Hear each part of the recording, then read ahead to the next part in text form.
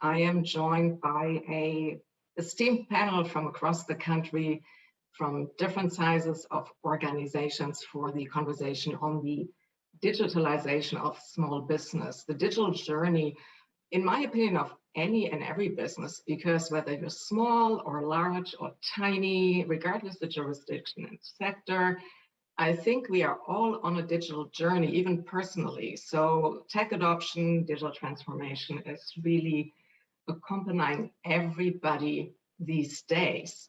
So there are opportunities and challenges that come with it, which we will all hear about and learn about today, and then hopefully implement and incorporate. So also some practical tips and advice that we will hear. So I'll be joined today by Chris Albinson of Communitech, by Corbin of the Cogeco Connection, by Catherine Cameron of Beauceron Security, and Sean Hinton of Skyhive. Again, it's actually coast to coast, BC, New Brunswick, Ontario, Quebec, absolutely exciting. So without further ado, I will not give any more details as it pertains to each speaker, and I would like to actually introduce themselves, provide opening remarks, because they'll do that much better than I can do as it pertains to their own personality and files and preferences. So why don't we start off with you, Chris, please? Oh, thanks very much. Excited to be here and excited about the conversation. So quickly about me, I'm a Kingston kid. Originally, I had 5 startups, 2 in Canada, 1 in Russia, and then 2 down in Silicon Valley, and then got stuck down there for 20 years, came back last year, and very excited to be able to lead Communitech, which is the largest innovation hub in the country. We run something called Canada's Tech Network, so 28 innovation hubs coast to coast. And at a very exciting time, Canada's sitting right at the precipice of being able to pull that brass ring away from Silicon Valley, much way Silicon Valley took it away from Boston in the mid-90s, and one of the most exciting times in my professional career to be back in Canada and leading this pathway to global leadership. Thank you very much for sharing that, Chris. And I'm now moving all the way to British Columbia. Sean of Skyhive, if you could please say a few words. Sure, thank you. My name is Sean Hinton. I'm founder and CEO of Skyhive Technologies. We're a Vancouver-based company with a large presence in Palo Alto and Silicon Valley, New York, as well as Europe and Asia. We have built an artificial intelligence technology that's helping the world understand what's happening in labor markets and workforces in real time. And so you can think of us like a Google specific to the world labor economy. And so we support mainly Fortune 500, Global 2000 organizations, as well as governments with large scale reskilling efforts where we're helping companies, people, and communities understand, 1, what are your skills? 2, what are the emerging skills that are going to impact you? 3, what is the gap? And 4, how to fill that gap rapidly and using advanced technology. We're a 2021 World Economic Forum technology pioneer, one of only 2 Canadian companies with that recognition.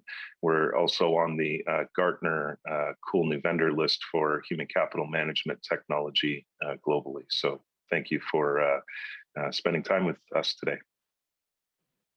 Well, thank you for that overview, Sean. That is very exciting and on so many levels. And continuing with that excitement, we move over to Corbin from Cogeco Connection. Hi there, thanks for having me today. My name is Corbin Vice President of Digital and Analytics here at Cogeco Connection. And in case you don't know us, we're a communications provider in the telco space.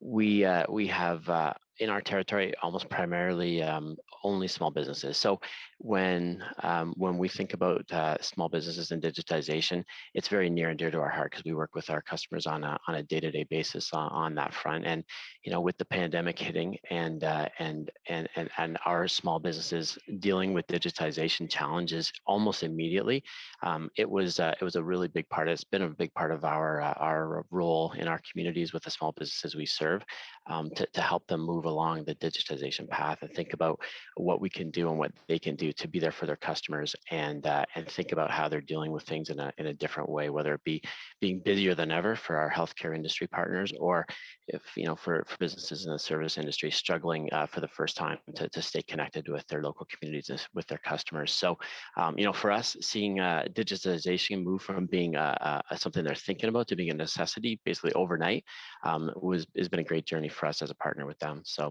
happy to be here today. Well, thanks for that. Small to medium-sized business focus is what the session is all about, and that's fantastic. And your customers, Corbin, you made reference to. And most certainly, last but not least, we are moving to New Brunswick, and that's Catherine Cameron of Beauceron Security joining us here today. Catherine, over to you. Awesome. Thank you so much, Ulrich, for having us here today. My name is Catherine Cameron, and I'm the Chief Operating Officer of Beauceron Security. And we're a software as a service company focused on the human side of cybersecurity, so helping organizations transform their people into their strongest and best line of defense. Throughout this pandemic, we've seen that transition to work from home in every different organization, as Corbin mentioned, going through that digitalization, no longer in the slow, planned, methodical way, rather rapidly overnight trying to adopt it. And so from our perspective, we've seen customers and organizations trying to figure out how do they do that safely. And so I'm really excited to talk about and the role that people can play in an organization in ensuring the digital transformation happens as safely as possible.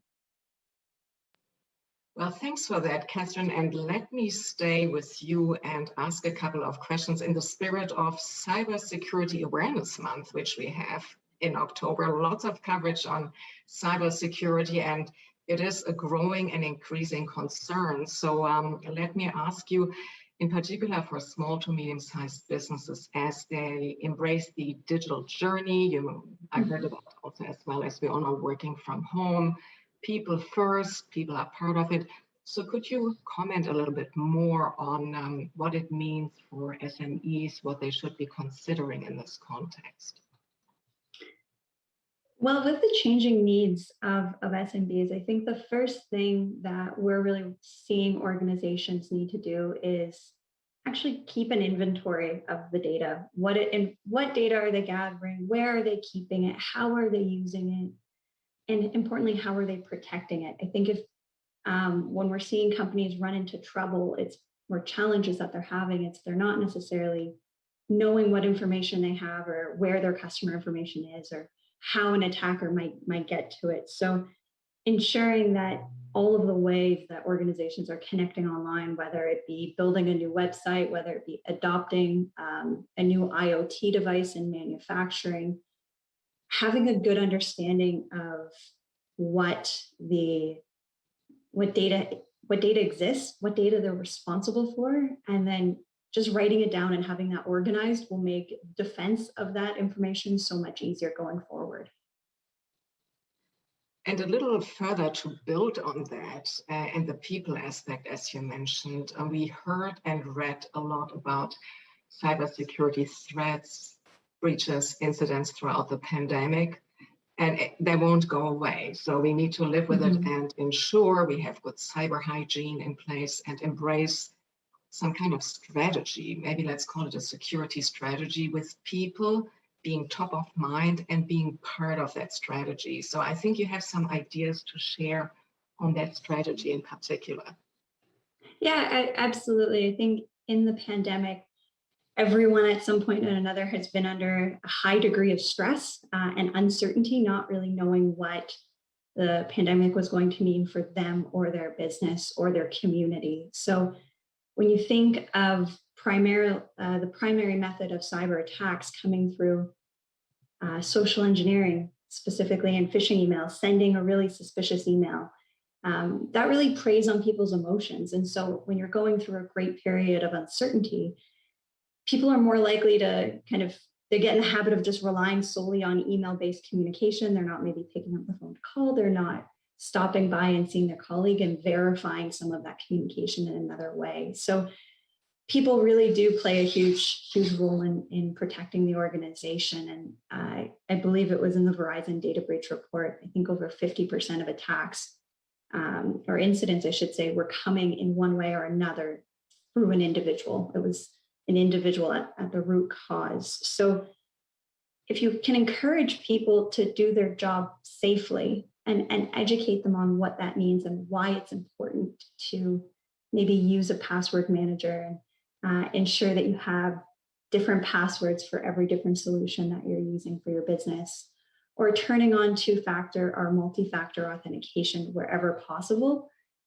Password management is one of those basics tenets in cybersecurity hygiene that actually comes up quite a lot when you dig into some of the root causes. And a simple thing like having multi-factor authentication turned on, where you've got to prove that you are who you are with a secondary device. So that can be a code on your cell phone, that could be that's either texted to you or you're using an authenticator app or an actual token.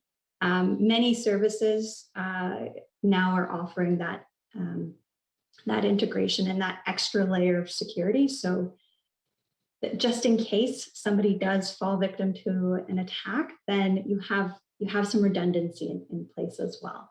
And people know what to do when they make a mistake, and that they feel like they can go to the organization and share, okay, I clicked on this link, I'm not really sure what happened. Can we talk about it? And what do we do next?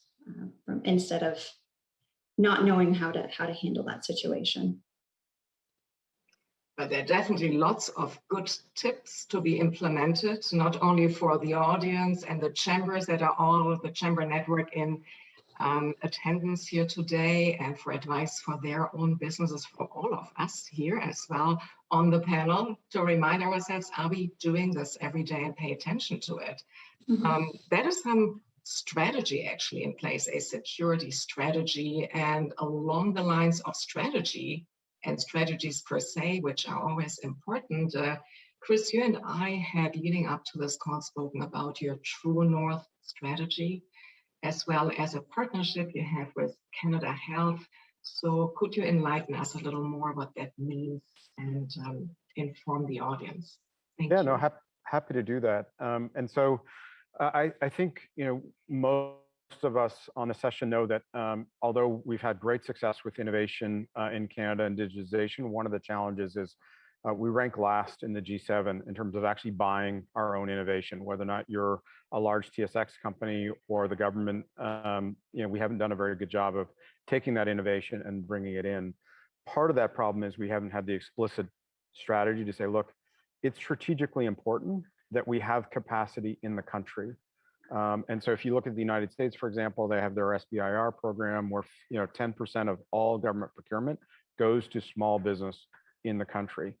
And unfortunately, I think we saw early in the pandemic how critical it is to have that capacity in the country when we didn't have any PPE and we couldn't really meet our needs. And so I think coming out of that, there's a great excitement of saying, look, we need to support our small businesses. We need to buy from them. We need to do it systemically. And so I'm really excited that we're going to be announcing next week. So you called me out a little bit early on this one, but we're going to be announcing our national partnership with Can Health next week, which is a network of 28 hospitals coast to coast that have identified $40 billion of procurement in healthcare across the country, big unmet needs.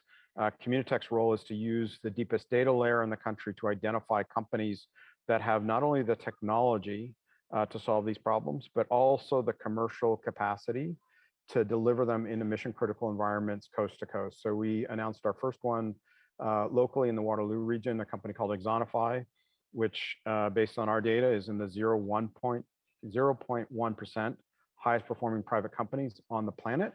That happens to be Canadian, led by an amazing founder, Carol Lehman. Grand River identified a systemic problem that they had, which is everyone knows about the pressure on our hospitals right now, and they couldn't take nurses off the floor to be able to get trained. And so what Exonify does is allow the nurses to do real-time gamified training while they're at their stations when they have breaks, so that they can be skilled up, so that they've got the information they need to do their jobs. Just one exciting example we're going to be talking about that nationally next week. So you got a little preview early on.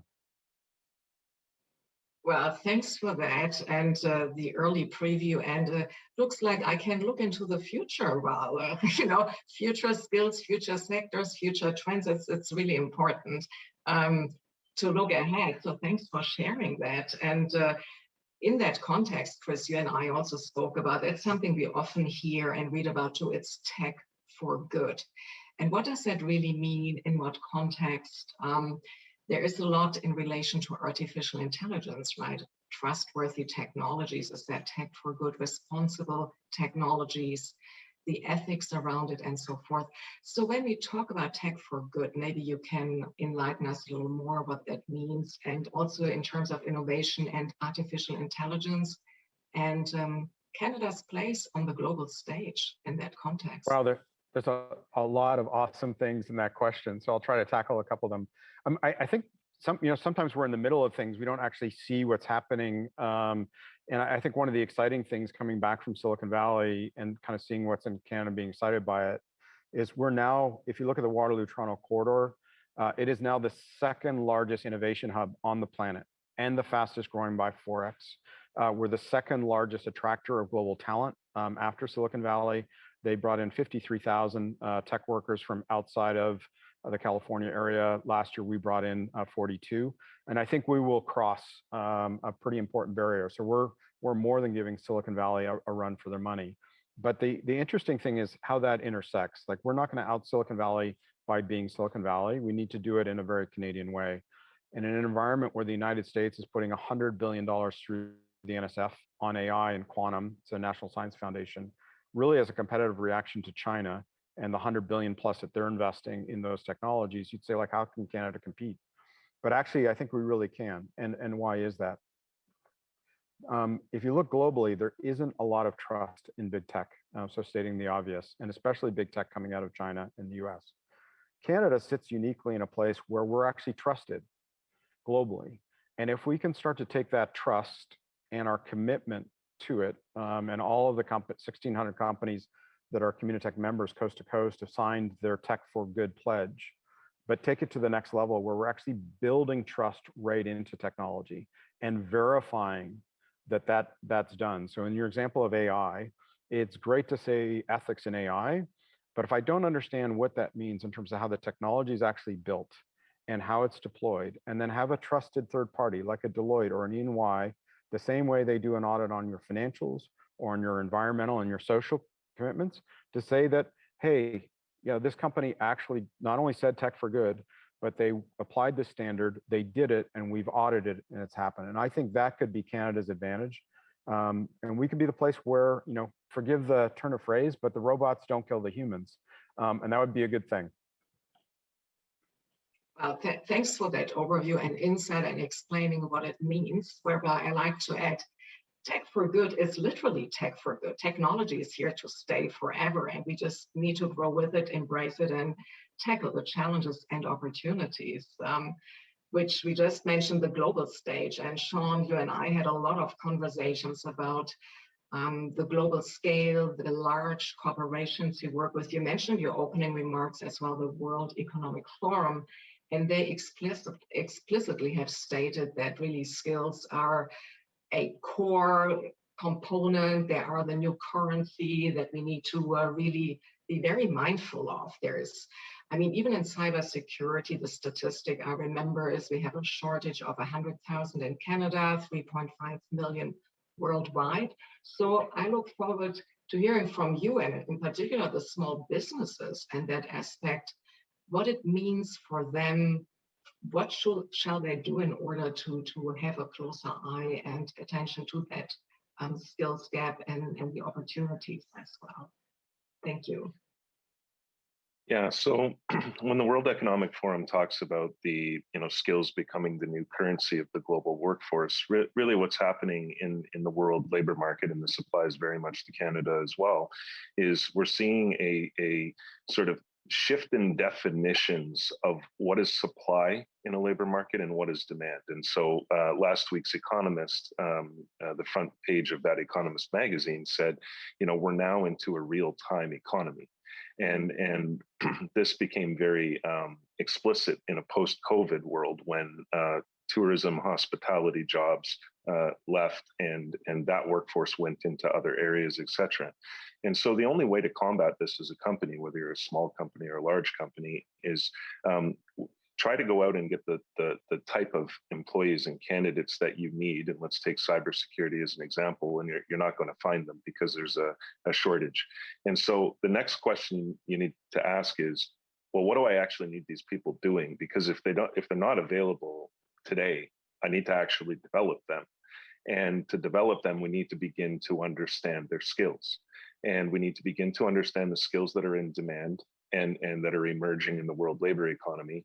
And then we need to begin to mobilize reskilling efforts for people who, for example, might be in the coal mining industry right now and need to transition from a workforce that is declining into emerging areas that are growing.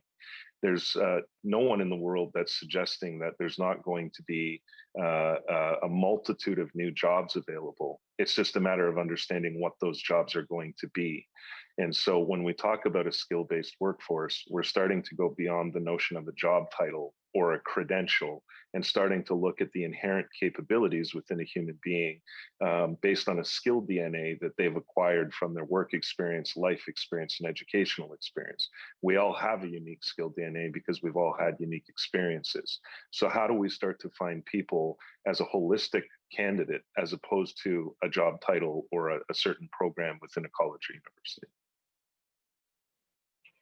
So with that insight in mind, and again, going back to the fact that you are working globally with a lot of large corporations as well, for the small to medium-sized businesses, are there any best practices that you recommend through your learnings they can adopt that are easy for them to embrace, or at least easier? Any advice for the small business sector listening in particular into today's conversation, being excited to probably go back to the work and say, we have learned something here we can implement as a best practice, a first, second, third step, whatever it is you may have in mind. Thank you. Absolutely. So when we talk about tech for good, Skyhive is a B corporation. We're a for-profit social impact organization. And as part of that, we take on work with that deals with immigration, that's dealing with refugees, and we're looking at insurgency areas in Africa and beginning to understand how to train people up, etc.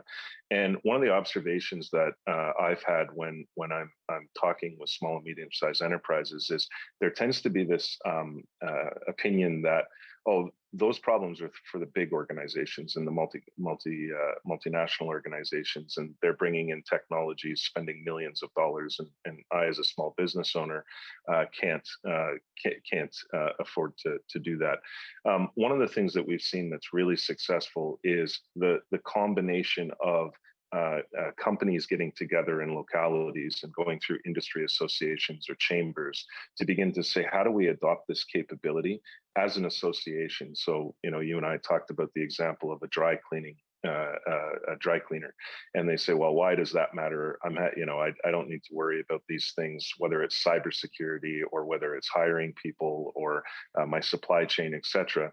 Well, when you bring those two companies together and then bring another 100 together in the local communities, there's actually a lot of buying power and a lot of thought power that can go into that. And so beginning to look at ways that you can aggregate things such as reskilling programs for employees, cybersecurity training for employees. Don't necessarily think of that as an isolated issue to your organization. You need to see it as an issue that's facing your entire industry, and to rise all boats towards those common goals is done well within the chamber or within the industry associations. Yeah, thank you very much, Sean. I like the reminder of the dry cleaner conversation we had, for the mere reason that it shows that, going back to my introduction earlier, every business is undergoing a digital journey. Every business can unfortunately experience a cyber incident, and we are all in the tech for good, for literally and for many other reasons. Which brings me to you, Corbin. as I know small to medium-sized businesses, it's a core area of Cogeco. You and I in exchanges have spoken about the fact that there might be different capabilities and capacities when you look at large corporations and small corporations. So what are your opinions and your experience in terms of what is it that small businesses need, Cogeco's customers, and maybe any first 3 steps you have in mind as a recommendation how to tackle that? Sure. Yeah. No, it's a great question, and it's interesting. I think it's really compelling the things that Chris and Sean and Catherine are speaking about, and some of the global trends that they're looking at. And it's really thought provoking for me thinking about our customers. Right. You know, we're in the trenches talking to the small businesses every day, and things like security really resonates, and you know, making sure that when customers are going down that path, they're trying to think big enough without thinking too big. So I think for our customers, it's really about, you know, knowing you can't do everything, despite, you know, the great comments that Sean mentioned. It's really making sure you're putting your customer at the center of everything you're doing, right? I think we found small businesses that we deal with, digitization is too big for it to be a goal in and of itself, right? It has to be centered around what's the problem you're looking to solve, what do your customers expect from you, and how are you able to find solutions within a digital context that will meet your customers' needs, meet your business needs, but also be something that you can manage, right? And thinking about you know, the things that Chris was talking about in terms of talent, it's a big challenge for large companies, but also we see it with our small businesses as well. So, you know, we're proud as a provider, as Cogeco, we're a local partner, right? And we're willing to go and spend time face to face with small businesses, and a lot of our competitors don't do that. And so, if, you know, bringing in dedicated talent on digitalization may not be within scope for a small business, but finding partners, whether it's us or others, there's lots of good partners out there. Partners, especially on a local basis, and chambers, those sorts of things can really make a big difference. So for us, when I think about steps, I think about who are your partners, who can you trust locally that you can actually spend some time with, and also think about your customers, be customer centric, and don't try and do too much. Do what's right for you and the size of your business and for your customers, and don't get caught up in digital and digitization and transformation as a buzzword or as a goal that isn't really attainable or meeting your business needs. Corbin, I really like the mentioning, I mean, of a lot of things and everything you said and the buzzwords. But there's a lot that's really trendy. There are many terminologies. Sometimes we call it certain lingo, whether tech lingo, but even sometimes innovation, advanced technologies, cutting edge. Well, there's emerging, lots of words, but what does it really mean? So I do appreciate you bringing this to the table, because that's what small and medium-sized businesses are often lacking. Like, not that they lack the intelligence, but understanding there's just too much noise often out there. So what is it really that we can do? So in that context, has Cogeco launched any new products to specifically help small businesses, or any initiatives you wish to share with us? Sure. Yeah. I mean, you know, it's interesting for us when the pandemic hit and the needs of our customers started to change. And we're very much a solutions-based company. We're not looking to push products or services specifically. It's about what are our customers' needs and what are the solutions. It wasn't actually that we had the chance. I mean, first, we didn't anticipate the pandemic, right? So we didn't have a roadmap of products to serve those needs. But what was important to us was repositioning solutions that we have to satisfy new problems. So I'll give you an example. A lot of local industries, whether it be you know, service industries that were still open during the pandemic or as things started to open up, Wi-Fi is you know, we think about it as being very ubiquitous, and a lot of companies and our customers provide Wi-Fi. So whether it be a restaurant or whatever, but in a lot of cases, the Wi-Fi was just a pipe that they were serving up to their customers. Whereas our managed business Wi-Fi service was something where you can actually have a splash page and make sure customers are aware of what's happening in your business, so that you get a little bit of face time with your customer before they're moving on to use your Wi-Fi as a patron, right? Or in some cases, collecting email addresses to start to build out your CRM and understand who's in your business and how can you contact them afterwards via social, right? So some solutions that we had ready to go, and we were certainly selling them, but it was about positioning those solutions for new problems. Is one example. And another big one was we had businesses who had never had employees work from home ever, suddenly working from home, right? So for those customers, we were able to help them to understand that some of the unified communications products that they were purchasing from us but not fully utilizing included things like video conferencing that they didn't even know that either they had or they could add on quite easily. So, again, it's so much about customer centricity and figuring out what are the solutions for your customers. And we live and breathe it on a day-to-day basis on a local level as a provider. And I see some of those same lessons applying to the customers that we work with. Well, thank you very much, Corbin. And moving from customers to founders, those are your customers, Chris.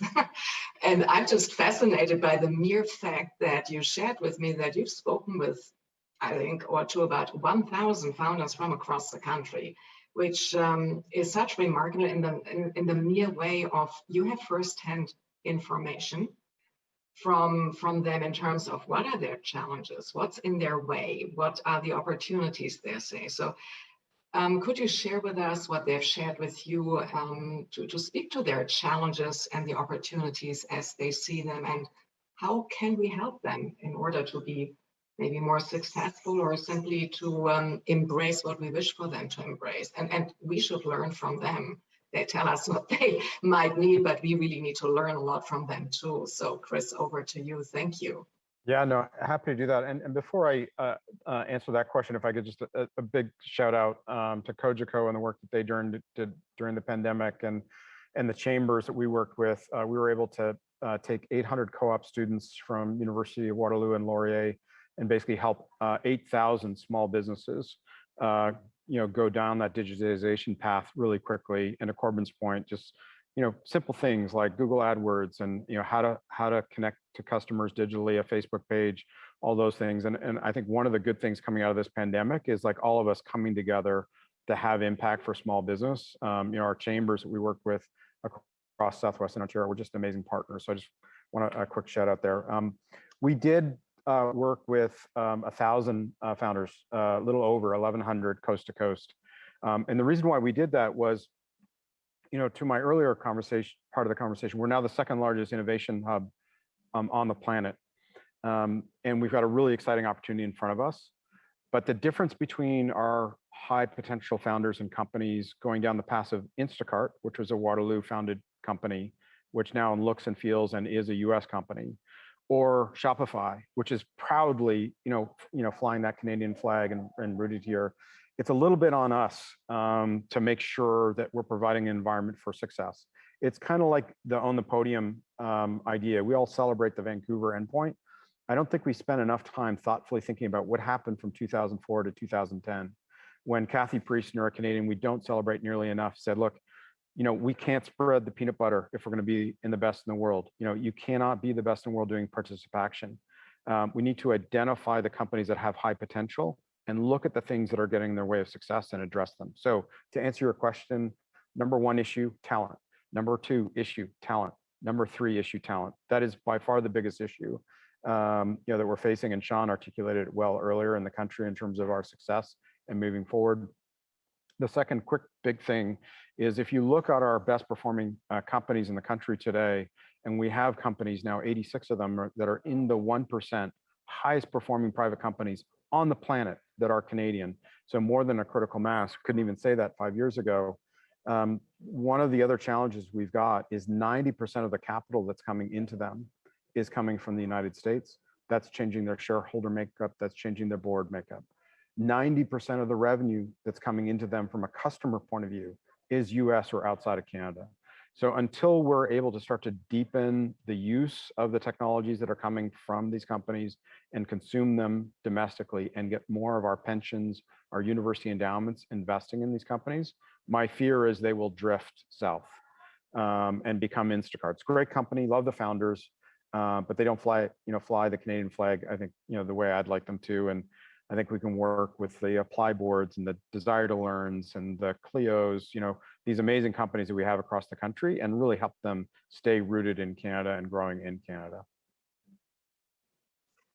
Yeah, Chris, thank you very much for sharing these insights. I mean, number one, the second largest innovation ecosystem after the US. I remember the CBRE report you shared with me from 2021. That's impressive.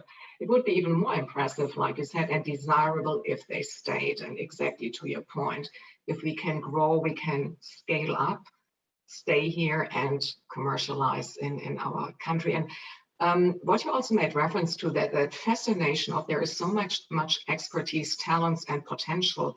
And again, it brings me back to cybersecurity for the mere reason that we do have close to 400 Canadian cybersecurity companies, most of them under the radar. And so there's so much opportunity. That's a really good start. Now we need to really tackle it and be assertive and move the needle on all these, on the potential we have, not to lose it, and embrace the momentum right now.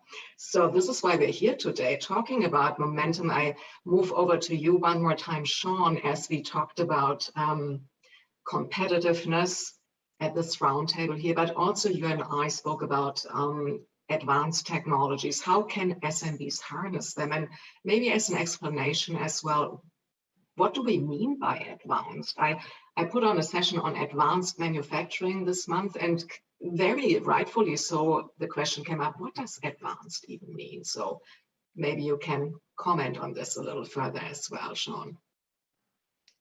Yeah, I was meeting with one of the largest grocers in the United States, one of the largest supermarkets, and this was in the summer, and probably the most profound comment I had heard in the 4 years of sort of building and scaling Skyhive, which was, they had about 120,000 employees, and they said, today we become a technology company that happens to sell groceries. And that really hit home for me, because that was their way of aligning everything that they're going to do. I mean, there's the famous comment that software is eating the world. And as it pertains to advanced technologies, it's now become hardware and software eating the world, because we have things like IoT, Internet of Things, and how can we begin to integrate this into our business? For every single company on planet Earth, technology is going to play a significant role, and it's incumbent upon all business people, just like we all had to learn accounting, or we all had to learn the basics of marketing. The time has come where you need to begin to learn the basics of digital technology and how to operate in a global context, because if we don't, as a country, we're going to continue to slip in terms of competitiveness. I'm seeing countries around the world that are miles ahead in terms of innovation, and these are countries that you would not even, in some cases, know where they are on a map. And I'm talking about the application of blockchain technologies, distributed computing, and looking at advanced robotics in terms of automation of manufacturing lines, et cetera.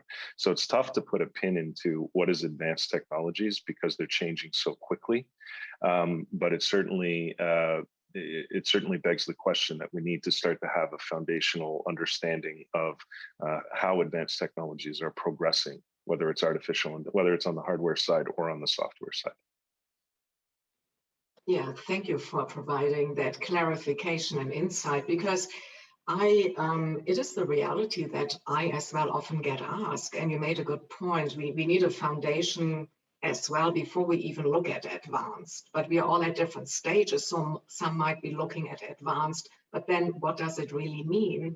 And sometimes advanced for some companies means something entirely different, as they haven't even thought about embracing technology in many ways, other than maybe just the email or certain platforms just to communicate, but nothing further. So we're all at different stages and ages, and wherever we grow from there and can help each other, which is Corbin, looking into the future and helping, and digital journey and transformation. How can we help the SMB sector further there from your perspective and Cogeco's customers, and anything you wish to share there? So again, the Chamber Network, as well as they listen into these conversations here today, can take it back to their own networks and help and educate everyone further. Thank you.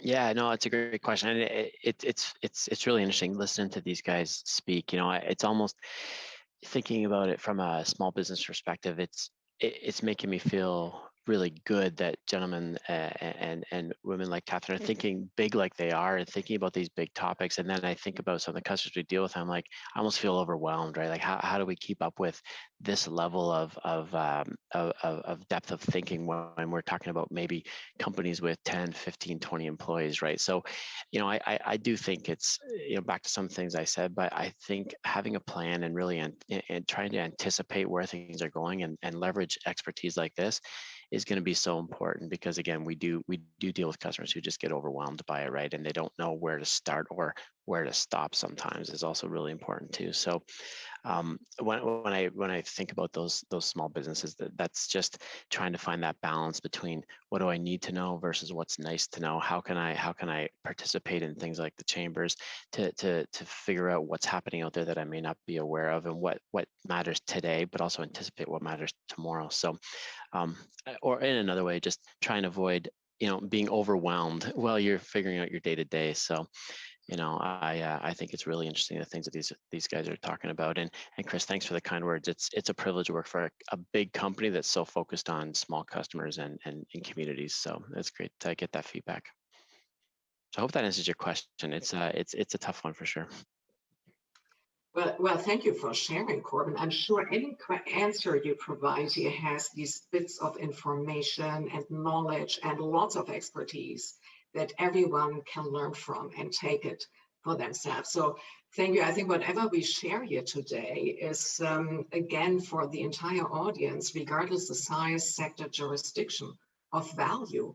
Again, right, we're coming here together, collaborate, share knowledge in that context. Catherine, is there anything you wish to add to what you heard from Chris, Sean, and Corbin?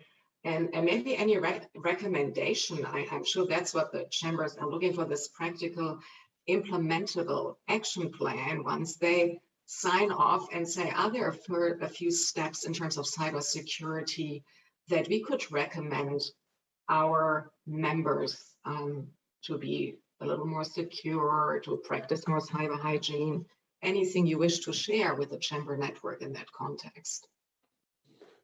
Well, I think there are a lot of really interesting pieces that Chris, Sean, and Corbin have all hit on. And thinking about, and I was writing down notes frantically because they all kind of connect into how you're building out that cybersecurity strategy. And I specifically digging into Corbin's comments, it's overwhelming.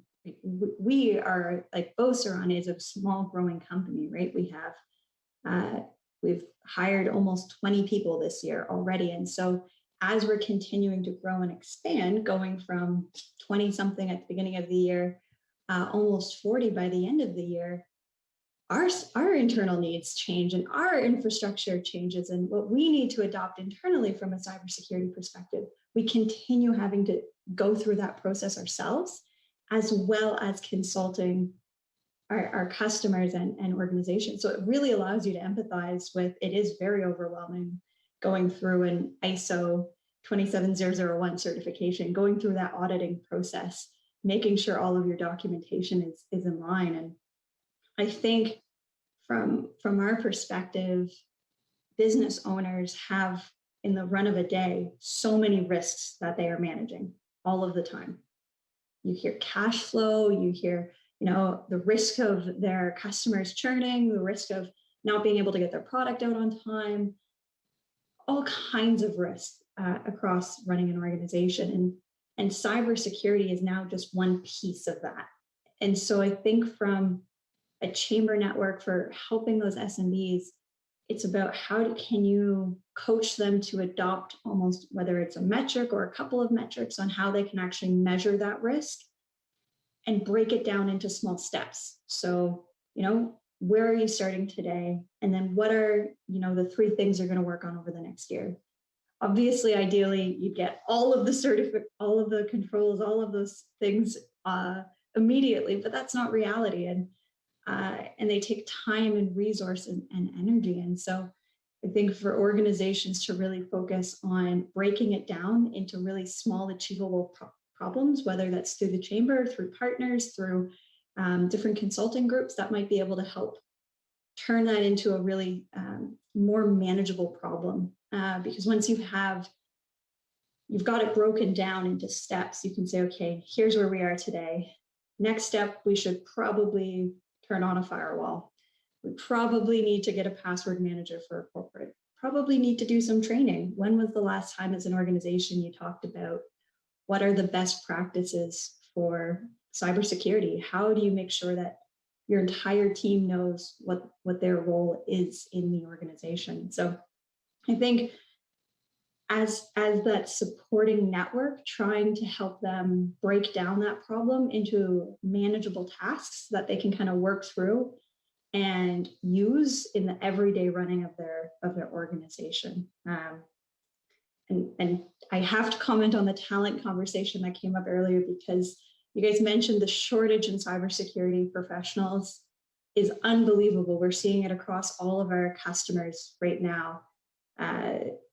People specifically in security awareness, which is the part of cybersecurity we are focused in, there's a huge shortage. Like you can't find talented people to fill these roles, and finding ways to reskill, upskill, take people from one career, helping them change. I think that is really, really powerful. And even, the fundamentals of marketing, like those 4 Ps of marketing, translating that into, so much of cybersecurity is about communication and building relationships and having that message be really customer centric. Who is the audience that you're trying to engage?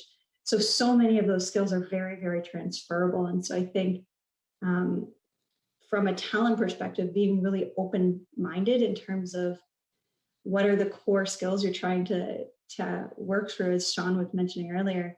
What are those skills? If someone needs to be a strong communicator, how can you bring that in and then help teach them some of the other more technical skills that they might need to learn throughout that process, and leverage channel partners to do that as well.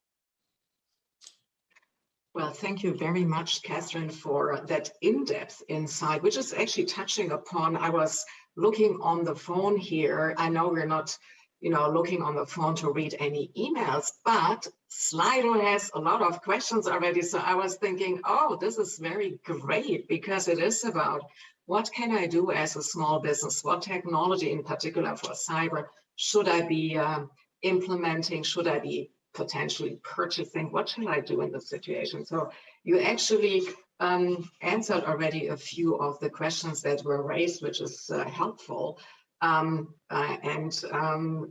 Ahead of the game, so that question has vanished. So therefore now I move on to the questions as we have come to the end of the panel discussion, but want to look at what the live Q&A brings us here today. And in terms of, I just see what is one of the most popular questions here. What are your thoughts on gig jobs and gig workers, and how can it help the small to medium-sized businesses? Is there anyone on this panel who could comment a little bit on the gig economy, or wishes to share just some thoughts there? I can weigh in on this. There's tons of data that's been tracked on the gig workforce, and tons of investment that was made across the world in terms of preparing and mobilizing for this drastic, huge increase in a gig workforce, and it really hasn't materialized. And so it's the expectation on the gig workforce fueling sort of regular tasks within growing companies. It just hasn't come to bear. It's been more of a consumer thing, with our DoorDashes, our Skip the Dishes, our Ubers, etc. It has not been anything that's been necessarily put into place within corporations. And there's a very particular reason for it, which is there's a problem with the gig platforms in terms of a race to the bottom. And so people spend a whole lot of time trying to get their profiles in good shape on gig platforms. And it takes on average of 9 months to get a gig. And so people don't have a lot of time that much time to sort of look for work in a gig economy. And so they then kind of focus on regular part-time, full-time employment. So I maybe jump in on Sean's point, which I agree with. I think if you step back from it and say, look, there is a supply and demand problem on talent. We've talked a lot about that in this conversation. And so if we can move to a place where there's more labor mobility. And I think there's been much written about sort of the big resignation coming out of COVID, where people are saying, look, they're looking for different things. They want to engage, in different ways, and how work connects with their personal lives. So I think for small businesses, generally, and the ones that we talk to, they're really thinking differently about their employer brands. They're thinking really different about labor flexibility and how they're making it easier for them to get the talent and for the talent to be able to engage and have impact for them. So I think this idea of hybrid, and how does that manifest itself for small businesses all the way through, like Corbin talking about, hey, companies that never had employees that were working from home now are having employees that work from home. And if you've got a mom who's got, 3 young kids that has to navigate them because she's a single mom and she's got to get them to daycare and she's got to be able to do pickup, how do you change the flow of work for her so that work fits into her life and not the other way around? And I'm seeing that happen all over the place right now. I think it's really exciting. So it's broader than just gig. I think what we really need to think about is labor mobility. The province of Ontario just came out this week and saying non-competes, should not be enforceable in the province of Ontario. Last I checked, slavery was eliminated in Canada a long time ago. So why are we having these non-compete clauses that make labor sticky and not feel like they can move from one employer to the other? So I applaud the Ontario government for that this week. I think it's the benefit of all of us to have more labor mobility, whether it's gig or flexibility within how people work within your own office or how labor moves into the country. I think sadly, one of the big advantages that Canada had was global skills on the immigration side. It was an amazing program, but the pandemic kind of shut it down for almost 2 years. And so we had an amazing flow of 40,000 very talented people coming from all over the world into Canada every 12 months. We lost 2 years of that. So if you think about that this year, we need to really bring in 120,000 people over the next 12 months just to catch up to where we were before. So maybe a little bit different than the gig question specifically, but I think labor mobility, is really important for all of us to kind of get behind that idea and push for it. Yeah, thank you very much for sharing that as well, Chris, and also providing the additional perspective and thought-provoking ideas to it. And it reminds me a little bit, I'm thinking here as well of corporate culture at times, right? Labor mobility is one aspect, the other one is corporate culture. How open are organizations to embracing what you just have described as well? We do have another very, it appears, popular question here, which I will read out aloud to you. What are the next steps to digitizing for small business? We covered a little bit here, or actually we addressed that in more detail. Taking courses, building a plan, outsourcing. Most companies are tiny, so outsourcing is the norm. How to find the right and trustworthy providers? That's a very valid question. Is there anyone who wishes to take that one on? We talked about trustworthy technologies, but trustworthy providers, I mean, that is just really significant. Any advice anyone has for the individual seeking here advice? I mean, the one thing that I can say is from the 8,000 small businesses that we worked with on the Digital Main Street program. So these are, restaurants, shoe repair shops, that we're all basically trying to figure out, when Main Street shut down from people going in, how do they stay connected to their customers? We have to give a big shout out to Shopify. It's not only one of our own, one that we should be celebrating, but they do an amazing job of making it really easy to adopt that platform. Really quick, short videos, learning. And I think doing is the big takeaway. Like just start. Whether or not it's getting a Shopify shop up or getting a Facebook page up for your small business, or learning how Google AdWords work. I think just starting, and the chambers are amazing, and just kind of sharing best practices. Our experience in Southwestern Ontario, whether it's the Waterloo Chamber, just saying, hey, this is what most of our members are doing, and this is what's working. So touching base with the chambers and seeing what the patterns are, so you don't have to learn it on your own. Yeah, I think that's a great point, and I think that at the risk of being obvious, I think not to be overwhelmed by the fact that the context within which you're looking to build a partnership is digital. So for the same ways you're going to be trying to find people you can connect with, can you see them live? Are they somebody you trust? Are they in your network?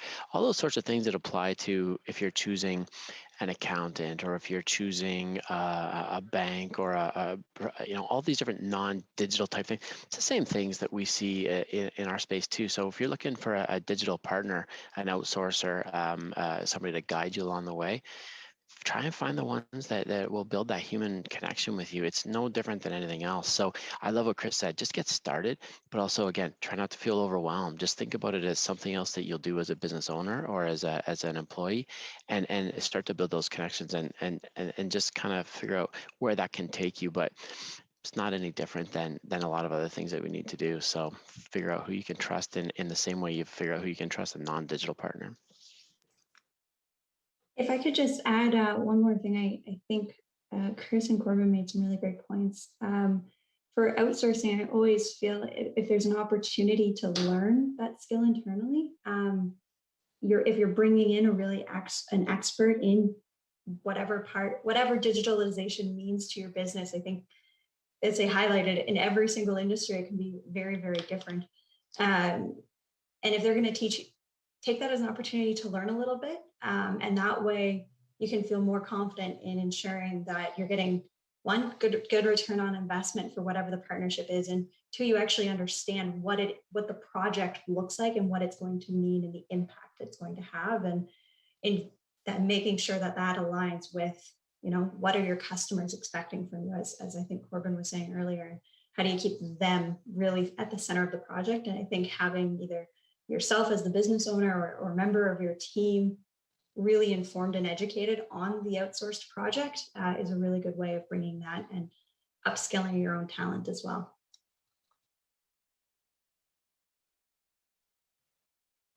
Thank you very much, everybody. Sean, I'm not sure if there's anything you wish to add. You don't have to, but maybe an opportunity for you to share your thoughts as well, which is also probably one of our almost last questions, as we have 2 more minutes. So Sean, if there's anything you wish to add, please go ahead. No, I would say that if there's anything anyone would have taken from my comments today, it goes back to that grocer, and walk out of this session to say, okay, today I'm a technology company that just happens to do dry cleaning, or just happens to do groceries, and begin to think about, okay, how is technology going to be impacting my business? And there are tons of resources out there, and obviously a great place to start is the chamber in terms of getting connected into those resources. But I'm a technology company that just happens to do X. I find the analogies incredibly helpful, for the mere reason whether we talk the dry cleaner story is ideal. You talked about the accountant as well, Corbin, because we embrace that, and it's like the fire extinguisher or whatever other insurances we might embrace with respect to our offices as well. It's the same, like cybersecurity is like our fire extinguisher. We just, these analogies for people, it's really nothing different. It's equally, or at times these days, even more important. So I really appreciate it. I find it incredibly relatable. And I hope everyone else who has listened into today's conversation equally can agree. So I would like to thank the audience, first of all, for being here with us today, the panelists, all the speakers. It was highly enjoyable leading up to the conversation, during the conversation. I appreciate really your time and expertise, and hope everybody has learned a lot from today's session and can implement it quite instantaneously, which I believe I learned a lot. Thank you so much. I look forward to much more in the future with all of you.